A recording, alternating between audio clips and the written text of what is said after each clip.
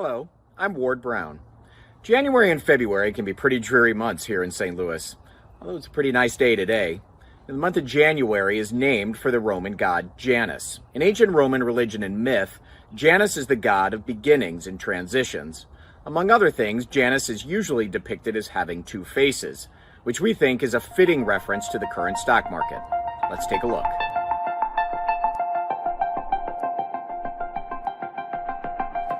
I probably don't need to remind anyone of how tough a year was for investors in 2022.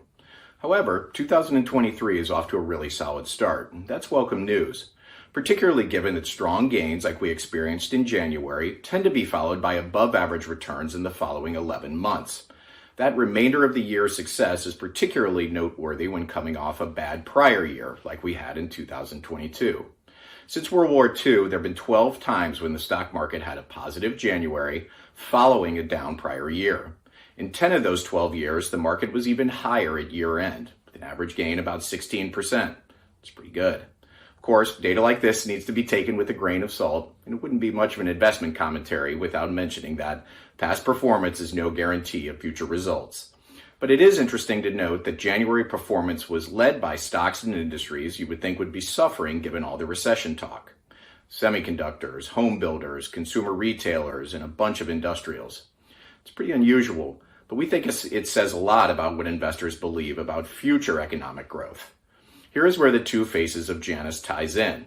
On the one hand, lots of key economic data points to a continuation of the deterioration we saw in 2022. Interest rate increases are not yet done, and the economy is clearly slowed. You would think home builders, for example, might be weak, not stronger on that news. Got some Mardi Gras for you. On the other hand, the deterioration we have experienced sets a very low bar of evidence for economic improvement. Here's the good side and the other face. Indeed, some of their areas of the economy are already proving more resilient than expected. Jobs data is quite strong, handily beating expectations. And inflation, while still elevated, is trending lower. Looking to home builders again, perhaps that is the good news investors are focusing on. That buyers are employed and that lower inflation creates more confidence in making a home purchase. In addition, we can't overlook the impact of corporate earnings, the ultimate driver of stock market growth. We are currently in the midst of companies reporting their earnings for the fourth quarter. Overall, they've been okay. Not great, but okay. Earnings are slowing, but a lot of companies are still beating Wall Street estimates, even if at a slower pace than last year. That's a nice surprise for a low-bar market. Questions will remain on the direction of the economy and whether the gains of January can continue to build.